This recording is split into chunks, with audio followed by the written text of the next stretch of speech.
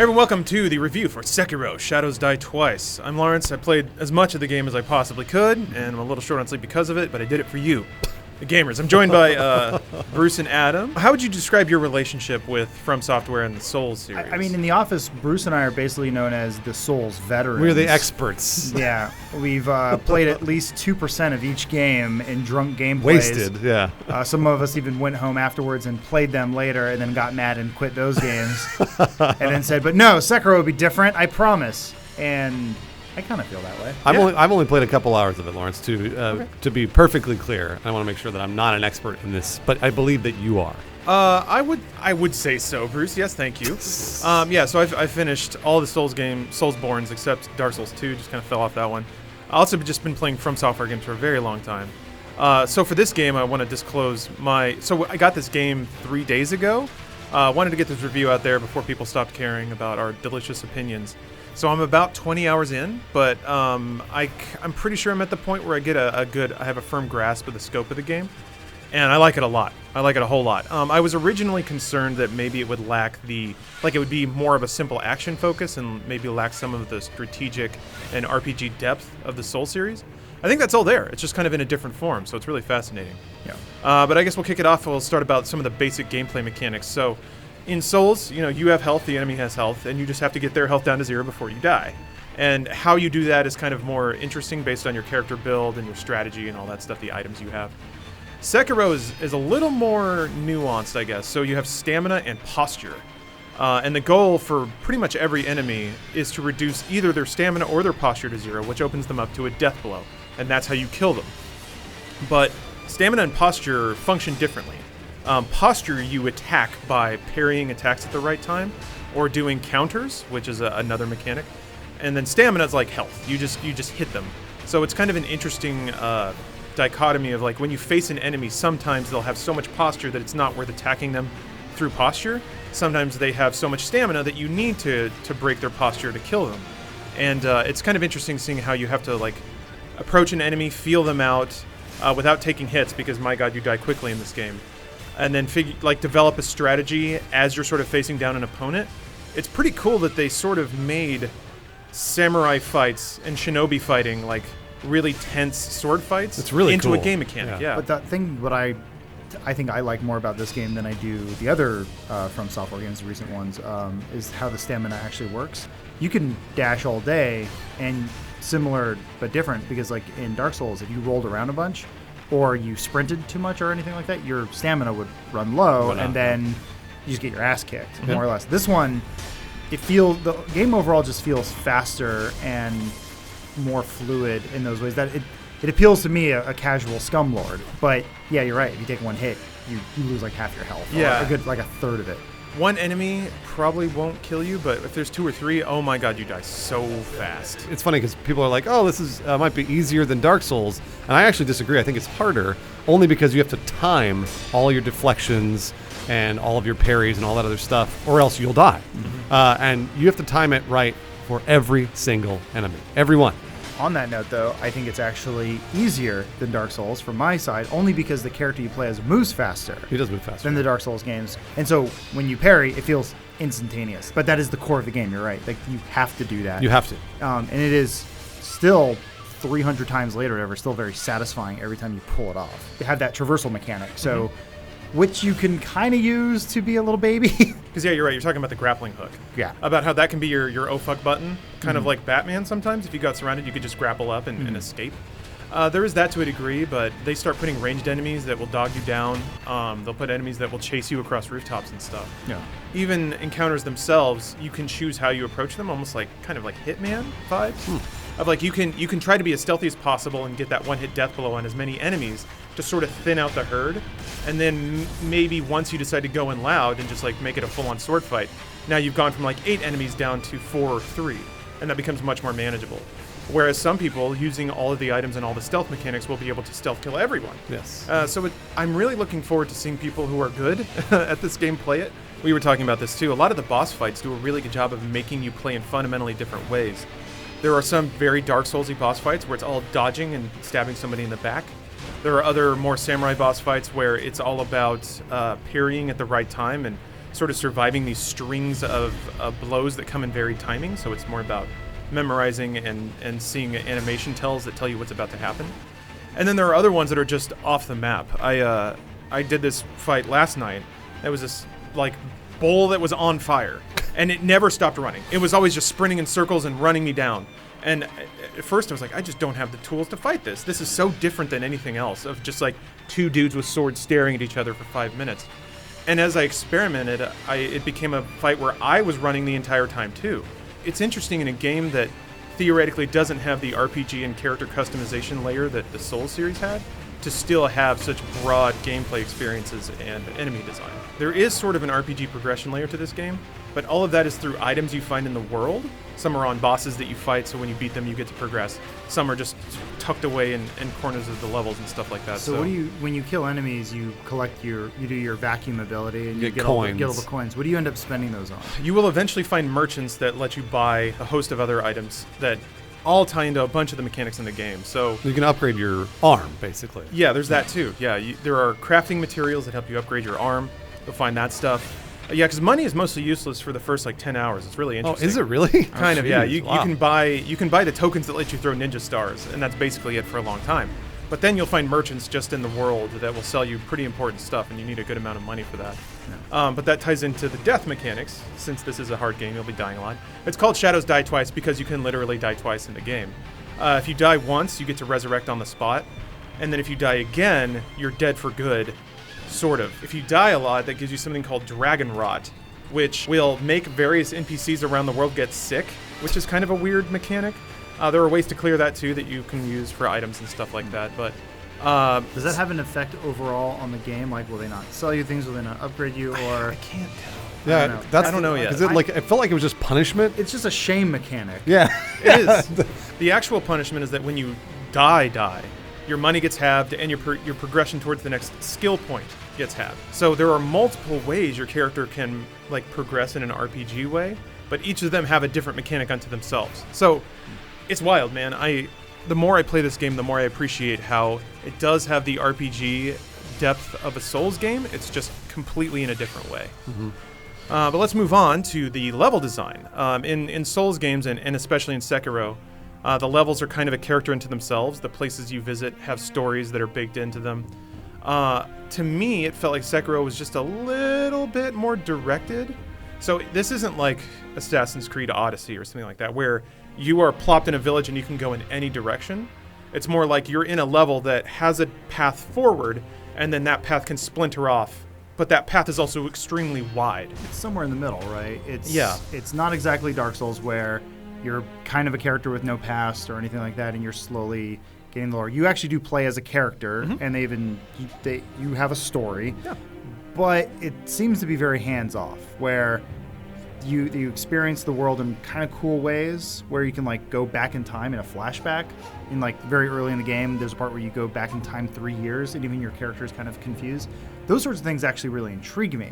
I actually really feel more attached to this game because I'm curious about this character's story. I do too. I feel exactly the same way. And that was what I was worried about actually with this game. Is like, oh, they're just going to drop me in a bleak, boring, sad world, and then I have to walk around paths and fight things. But at least they tell you why you're doing things in this game. Yep. It feels like they've fleshed out the narrative a little more. The wolf story is extremely sad. Just like an orphan picked up on the battlefield, trained to be nothing but a loyal warrior, and now having to go through this ordeal of not even being able to die, and still being tasked with the one purpose of protect this child. Mm-hmm. It's again a very, very feudal Japan narrative, but the entire game, much like a Soulsborne, is just soaked in death and war. Mm-hmm. And it is just, the entire world is just sort of a crazy fever dream of feudal Japan. It still has that fantastical element a bit, though, where early on you fight kind of normal guys, but then very early on you find like a frog creature, and then more... A giant cock. Yeah. In a weird way, it feels a bit more grounded. While they do tell you the big beats, there's still some things that if you're thinking while you're playing, you can piece together behind the scenes. They give you the option to overhear NPCs talking, and that'll clue you into locations of items and maybe hidden areas in a level, but also just sort of give you some information about the world and the lore, which is kind of nice. Mm-hmm. There's NPCs that say oh, there's this big guy up ahead. I've heard that guys that have red eyes are weak to fire. And you're like, well, I don't have anything that does fire. And then you talk to another guy, and he's like, hey, we actually met before.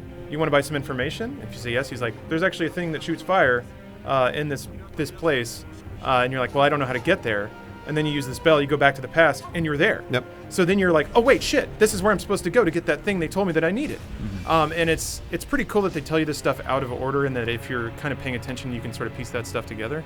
You've also talked about how you think you're playing the game That's differently true. than other people because Well, it's like Dark Souls. That's a big part of the level design, too. You can go out of the way. You can basically go to a spot you probably shouldn't be because you're not leveled up or you don't have the right items or whatever. That's what I felt like with the ogre, where I was playing this caged ogre towards the beginning of the game, and I was like, I don't know that I can beat this thing. Why am I here? And everyone's like, no, just cheese it. Just cheese it. Oh, I tried. And apparently that's what you can do. You can just sit there and just whittle away at him. Yep. And That's I guess not cheesy, man. Winning is winning in Souls games, Yeah. and especially Sekiro. that's a good It was, point. it was a lot of dashing into him and moving around. It still does that thing that I guess you love it or you hate it, where the enemies have some amazing lock-on technology that the U.S. government has given them. It feels cheap, but then also I'm like, I've just come to expect it in games like this now. While the levels are still more of a directed wide hallway, you can still definitely miss things or go off in your own direction, aside from the intended progression. So there are some pretty fundamental items that I just straight up missed. And because I'm a gamer's gamer, I still made it work. But yeah, it is that interesting feeling of hitting a thing and being like, this is ridiculous. I don't know if I'm supposed to do this now or not, but you as a player always have the option of backtracking and trying to find a different path to progress. Yeah, that's true. All right, let's move on to dem graphics, those visuals. I think what strikes me most about the visuals of the game is it is beautiful, but maybe not technically amazing. It is kind of just it's a video game. There were no bells and whistles or post-process or shaders that made me really lose my mind. But I think the real value of the game is in its visual depiction of this fairy tale downtrodden feudal Japan. You'll have moonlit flowery meadows where samurais are fighting. It's gorgeous. These dilapidated Japanese estates, family estates, and then snowy mountains and forested meadows. It all looks amazing. And like a lot of Souls games, what I looked forward to are the new environments you would see and the boss designs, just the character designs. And I am so excited to continue playing this game to see if it goes into just crazy ass stuff.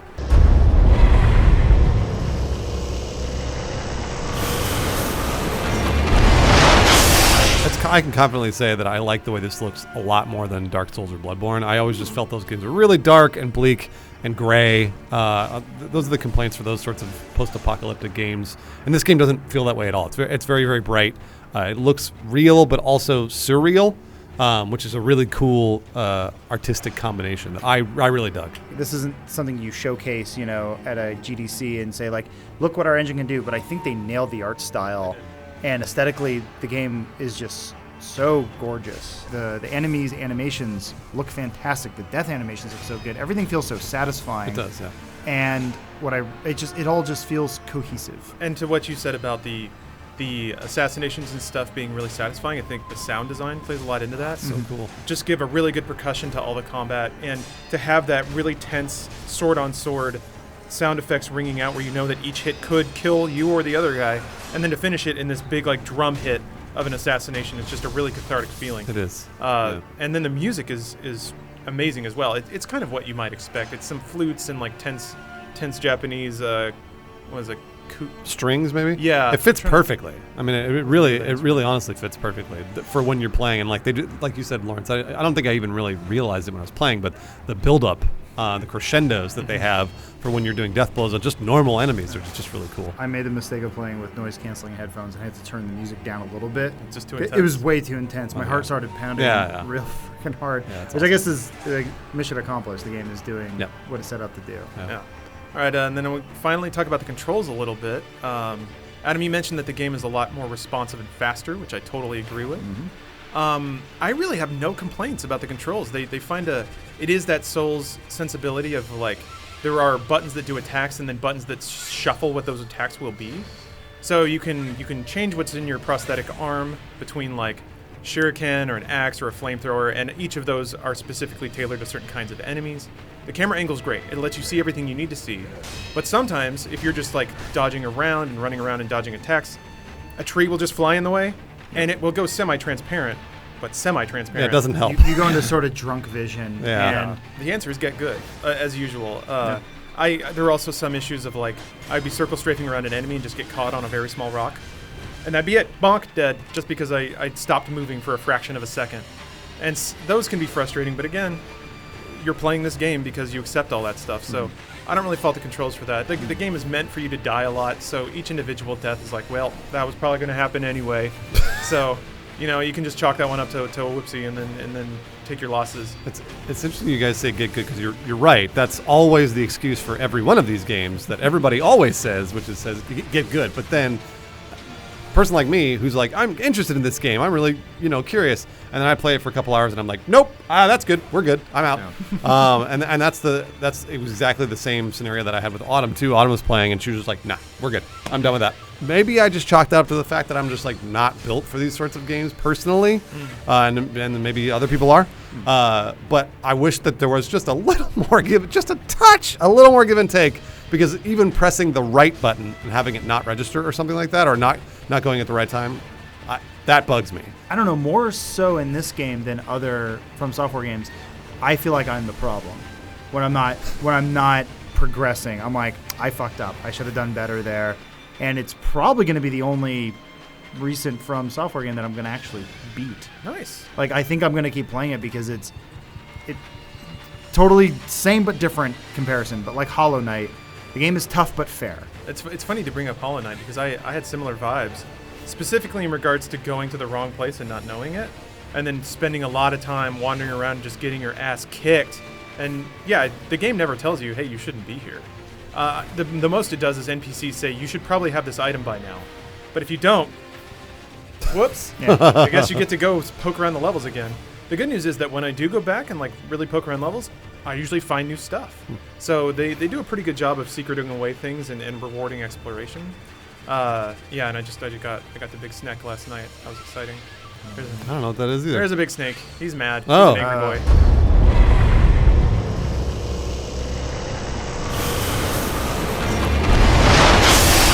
It has honestly been really heartening to see From Software like just grow and flower as a developer. To me, it's kind of similar to what Platinum Games has done. They just got some very good design talent, and they work their asses off to make good products, and they've just been growing and growing and growing. So I can't wait to see what comes next. And on top of that, this is just a sweet-ass video game. There's no microtransactions. There's no like annoying DLC hooks. It's just, you pay $60, here's your game, here's all your content. Play it however you want, and have your experience, and hopefully you can share it with friends. So, it's a great day for games. Yeah, thank you guys for joining me, and thank you guys for watching. Appreciate your time, and hopefully we can trade tips on Sekiro, because I still can't find that goddamn flame fan. You'll look back at this video from 6 months from now and be like, what a sad man I was. Yeah, I've beaten it. I'm an expert now. my arm is so sad and pathetic. When you pull up to Games Done Quick and you're ready to do your run. My Ferrari. The license plate too fast, too good. Can't wait. All right, but yeah, thank you guys. We'll see you next time. Hey everyone, welcome back to Inside Game Nether for Thursday! Hey, that's right, it's Thursday, and the reviews are in for Sekiro: Shadows Die Twice, which releases tomorrow. And it looks like we've got another early contender for Game of the Year. Whoa, wait up. A new single-player IP that's not a looter shooter or a battle royale game or a sequel? They still make those? They do! Well, From Software does. It's early, but Sekiro could be